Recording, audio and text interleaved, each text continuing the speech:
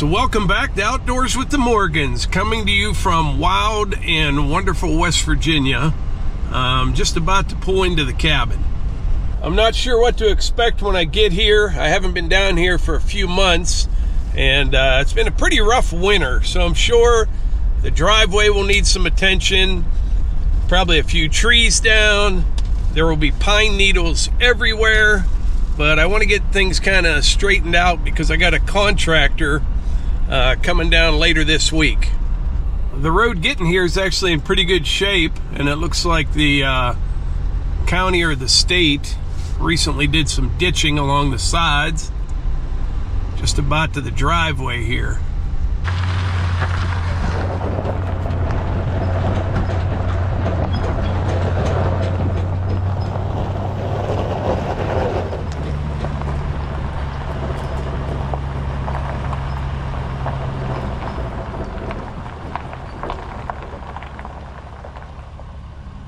Well, so far it appears everything has held up pretty well over winter. I don't see any trees laying across the cabin. Driveway's in good shape. I'm going to take a hike back out in the woods here in a little bit. We'll see if there's any trees down out there. But I tell you what, it's a cold one down here. It is always about 10 degrees colder here than it is at home, which is about 2.5 hours north of here. Go figure. But like I said, I got a contractor coming later this week, and he's going to connect the cabin to the shower house. We'll have a nice wide hallway through here. This window will come out. This door will come out. And this door would make a great door for a new chicken coop. But that's what the plan is. The wood stove's going to be installed right over in that corner inside, obviously. And the stovepipe will go up just on the other side of that window up there at the dormer. But this is where it will be connected. This is definitely within my skill set. But when you're a couple hours from home, I just think it would be much quicker and easier to have somebody that does this kind of stuff do it every day. Get the roof on it, get this closed in. He'll probably build the hallway, put the roof on it, and then cut through the walls and remove the door. That way, nothing's going to be exposed to the elements. But we get that done. I put in the cistern tank, finish the tongue and groove. There's a lot to do here, but it's actually coming along. Once that's complete right there, I'll be able to come down here for a couple days at a time. I'll bring my enclosed trailer down with all my tools and just kind of have at it. But everything's wired. I showed that in a previous video. All the lights are installed inside. I power everything with a Jackery battery bank. It works great for that. And we're going to do the same thing with the shower house. It'll have a separate unit to power that. I'm going to get a propane hot water on demand for showers. I got it all figured out. It just all has to get done. When I pulled in, there were deer everywhere. Haven't seen any turkeys yet, but the deer just kind of wandered off back in the woods farther. But this is what I love about this place. You ready for this?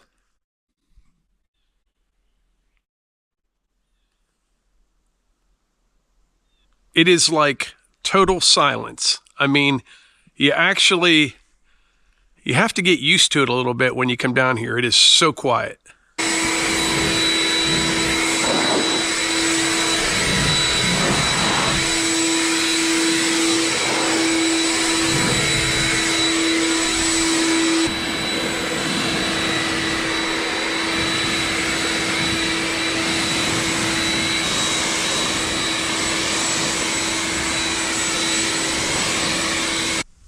Do a little battery swap here. I think the sun's trying to come out here a little bit. Later this week, not so much down here, but at home,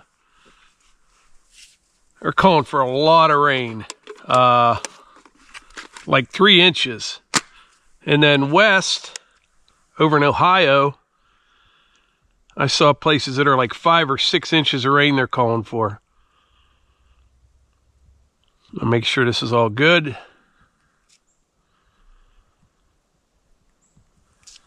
I think we're in business. I got one blow down here right beside the driveway. This red pine here, it's been dead for a while. Just kind of exploded when it hit the ground there. This area over here isn't too bad, but I have to find a use for some of this red pine. I don't know what yet. I got some ideas. I just have to figure it out. But I could literally cut half of these trees throughout the whole property, and it would be better for the forest. I just have to find a use for these things or a market for them. I don't know. I don't want somebody else to do it. I don't know. By the time you clean everything up, I don't know what the answer is. But I never thought that I would say this, but there are just too many trees. I do know one thing. I could spend days and days cleaning up around here. I'd like to go out maybe, just like 200 feet from the cabin. I still have a big pile over there from when I built the driveway, but there's downed trees everywhere. There's some more leftovers from when I got the cabin site ready. There's a real big cherry back here. One whole side ripped out of it. That'll make some nice firewood. But yeah, look at all this stuff.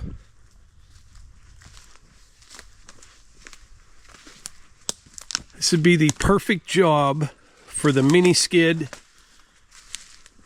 and the grapple,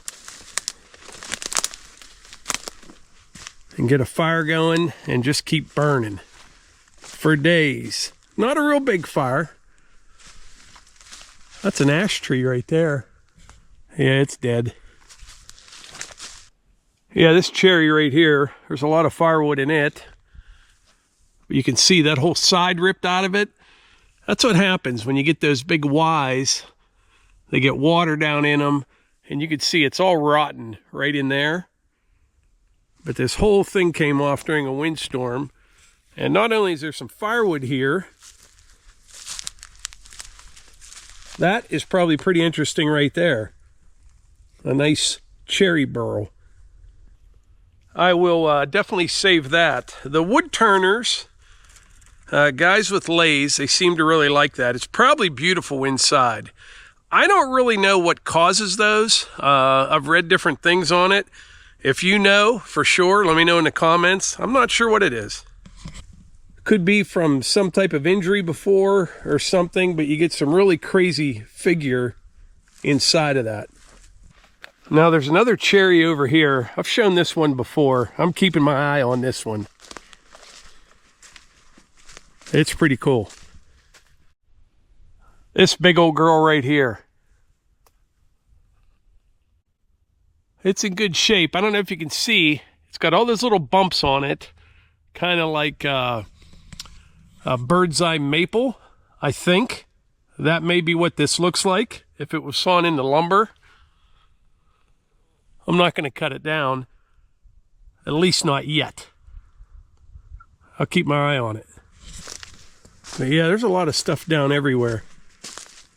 Up in here is the hardwoods, mostly maple, cherry, a little bit of oak. Everything that direction is red pine and white pine. The majority of the white pine is down towards the other road. There's some nice trees there, big ones.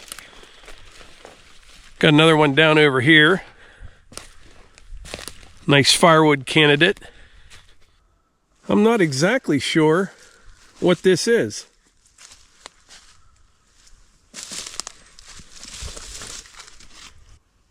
Yeah, there's actually quite a few trees down. Like I'm saying, if I just spent,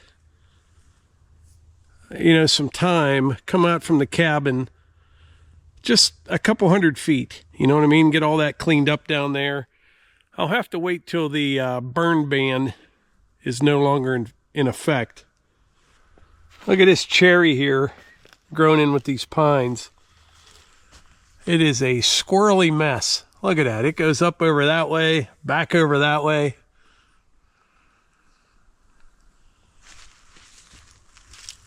You know why I never find antler sheds, ever? Because I'm always looking at the trees, not looking at the ground. There's a nice little break up in here. I think when they planted these pines, they left some breaks in certain areas. But I mowed all this up with the brush cutter on the mini skid last year.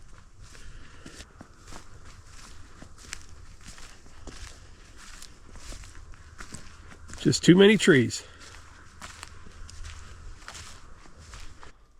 This big white pine, this one broke off last year. Can you imagine when that thing hit the ground?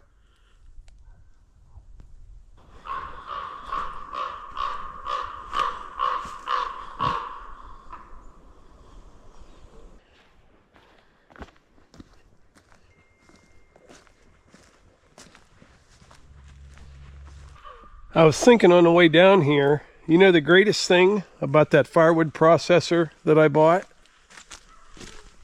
It's going to allow me to spend a lot more time down here. Yeah, we'll take a look inside the cabin. But yeah, I'd like to get all of this cleaned up. Right over there is the old rock pile. That's what that whole thing is right there. Big pile of rocks. This all used to be a farm field.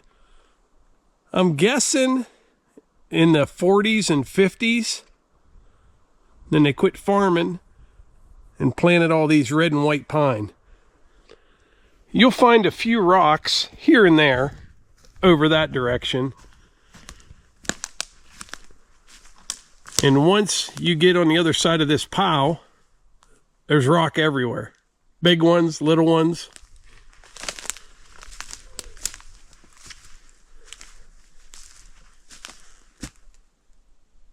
So the burn ban in West Virginia, I just looked this up.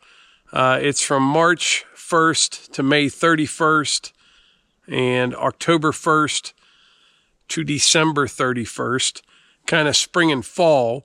However, the ban, if I'm reading this correctly, correct me if I'm wrong, is from 7 a.m. to 5 p.m. during the fire seasons.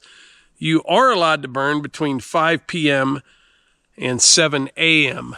at night. And I guess they probably do that because it's a little more humid at night, usually less wind and less chance for it to spread. I'm guessing that's why, because during the day, it's always a little bit windier, can be drier, all those kind of things. So with that being said, I could come down here and burn in the evening some. The plan is get that connected, shower house to the cabin, finish the tongue and groove. I'm excited. I am. I can come down here. I'll bring the mini skid, get me a little fire going, put up some tongue and groove. Yeah, that'll be good. A little dark here, but that opening, you can see the shower house right over there. It's going to be a hallway right through here, connecting this to the shower house. So this is going to get cut out by this window here. Wood stove will sit right there. Once that's done, I can finish all this tongue and groove down here, upstairs. We'll be well on our way. Let's got inside for a minute here. It is cold out there. It's 34 degrees right now. I don't know what it is at home, but like I said, it's always about 10 degrees cooler down here than it is at the house. All right, I just left the cabin about 10 minutes ago. I need to head over to Oakland, Maryland, and then I got a little business to take care of in Deep Creek, Maryland. And then after that, we will probably head on up to Bass Pro. That's always my go-to stop on the way home. All right, I just stopped in here at Tri-State Gazebo. This is where we got our cabin, by the way. I'm going to meet Danny Miller down here. Great guy. Haven't talked to him in a while. But they got all kind of stuff. I did a video on this when they built that. If I can find that video, you should go check it out. Really nice structure right there. But they've got all kind of stuff. All the nice outdoor furniture, sheds, garages, cabins like ours. Really, really nice business. And look at it around here. It is the 1st of April in snow country, and everything already looks perfect. That's the way they take care of everything. All right, we're gonna pull in at Bass Pro. First, we're gonna get some diesel fuel though. 40 miles to empty. I actually played it right because I can get fuel here in West Virginia quite a bit cheaper than in Taxylvania where I live. So we're gonna get some fuel, go for a little walk around Bass Pro, see if we end up with anything.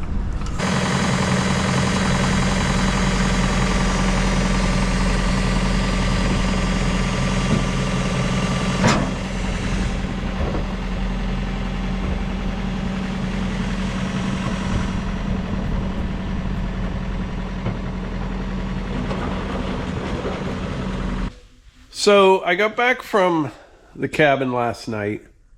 We got Bo and Hannah here today. Levi's in the house with Hunter. You want to tell them what went down this morning? Yeah, Hunter had a seizure this morning. It lasted a long time, which any sort of seizure feels like forever. But he's resting right now. He did have blood from his nose. Banged up a little bit. Yeah, he did have his foot from hitting the cabinet. So, It's been about 6 months, almost 6 months. Right. It seems like every 6 months. And what happens is he takes seizure medicine morning and night. And he woke up this morning just for a couple minutes, went back to bed, which he does sometimes. But it was still, normally we give it to him 7:30, 8 o'clock, and he had it at 8 o'clock. Yeah. Yeah. I'm thankful that I was in the house because a lot of times, I'm out doing the chickens or just... Yeah, and she yelled for Levi, and Hannah was just getting here. It was a whole thing. They're horrible to witness. Yeah, it really is. It really is. And if anyone's experienced it, they know exactly what I'm talking about, but it wasn't good.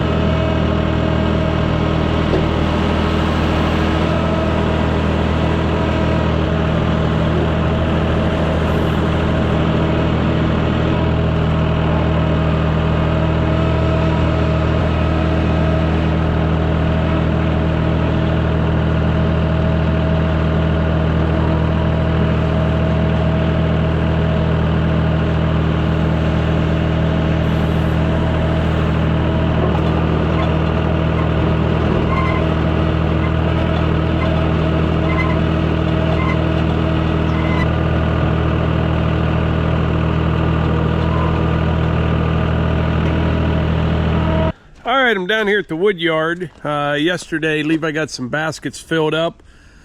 I think, I'm trying to keep track, but since we got the processor, we've made several deliveries with the dump trailer, filled a whole bunch of baskets, and got the woodshed all filled up. I think we're somewhere around 20 cords so far. Once, the processor's super fast, but you got to deal with the wood once it comes off the end of the conveyor. So some of it can go right in the dump trailer and delivered, some went into the woodshed, some went into the baskets. But yeah, 20 cords.